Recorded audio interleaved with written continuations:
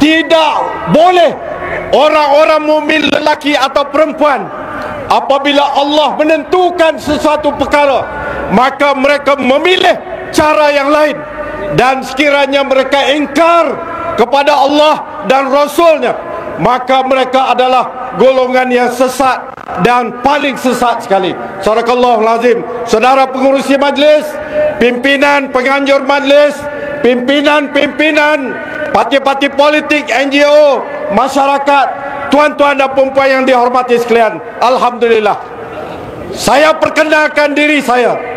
Saya seorang peguam sivil, bukan peguam syariah. Saya bekas Menteri Undang-Undang Malaysia yang menjaga Parlimen Malaysia, menjaga mahkamah-mahkamah di Malaysia. Dan juga saya adalah Setiausaha Agung PAS. Oleh itu, walaupun saya peguam pada hari ini, saya tidak akan bercakap bahasa peguam. Saya akan bercakap bahasa rakyat jelata untuk kita faham pada hari ini. Tuan-tuan dan puan-puan yang dihormati sekalian, melihat perhimpunan pada hari ini, saya bersetuju dengan Cikgu Zai.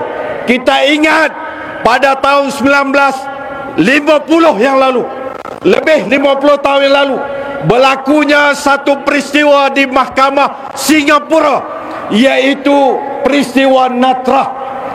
Peristiwa Natrah ni, tuan-tuan, hanya satu kes di mana seorang gadis Islam hendak dimurtadkan oleh Mahkamah British.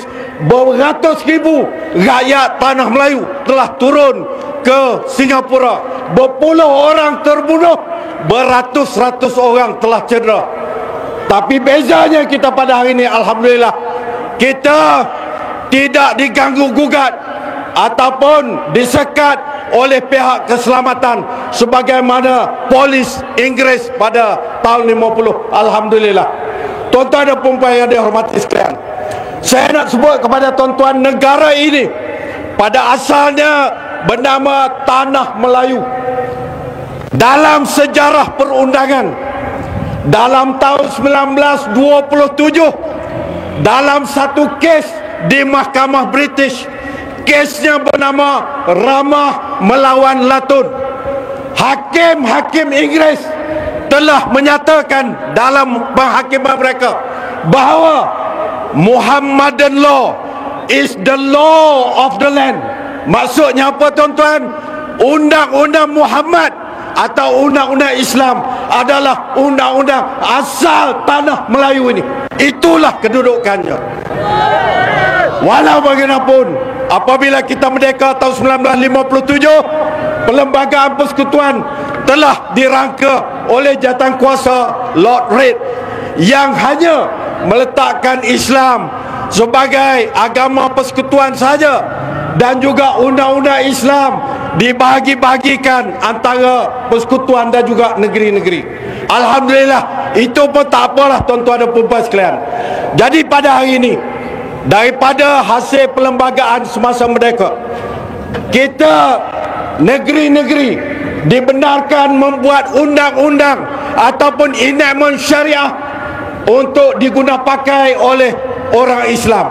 Antaranya, tuan-tuan, di tangan saya yang sedang dicabar pada hari ini, enactment Kanun Jenayah Syariah 1 tahun 2019. Tuan-tuan dan puan-puan yang dihormati sekalian, ini adalah undang-undang yang sedang berkuat kuasa di dalam negara kita, khususnya di dalam negeri Kelantan, sebagaimana semua 14 buah negeri, Sabah dan Sarawak termasuk, mempunyai enactment di peringkat negeri masing-masing. Enactment ini, tuan-tuan, adalah satu undang-undang yang telah diluluskan oleh Dewan Undangan Negeri. Dan saya nak tunjukkan kepada tuan-tuan proses meluluskan undang-undang ini. Apabila diluluskan oleh DUN, ianya diperkenankan oleh ke bawah Duli Yang Maha Mulia Sultan di negeri itu. Saya nak sebut, enakmen Kanun Jenayah Syariah 1 Kelantan telah diperkenankan oleh ke bawah Duli Yang Maha Mulia Sultan Muhammad Kelima, Sultan Kelantan, dan ia menjadi satu undang-undang. Telah digazetkan berkuat kuasa pada 31 Disember tahun 2020. Inilah kedudukan undang-undang yang ada pada hari ini.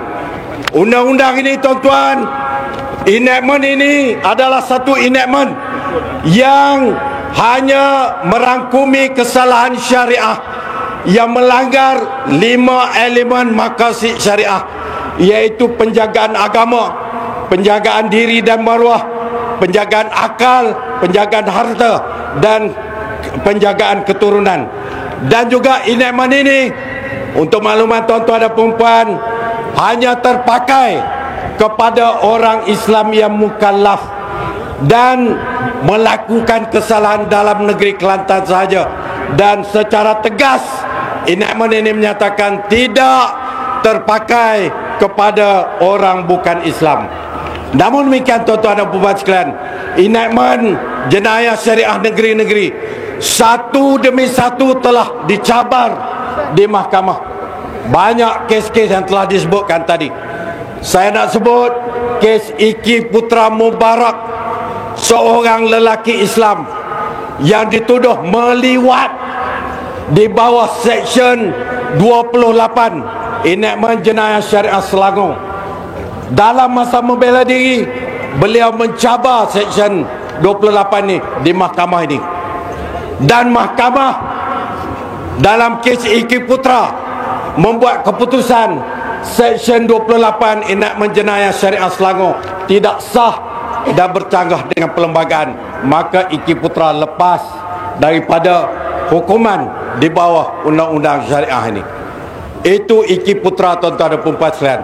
Tetapi sekarang ini bertolak daripada Selangor, telah berjangkit di Kelantan.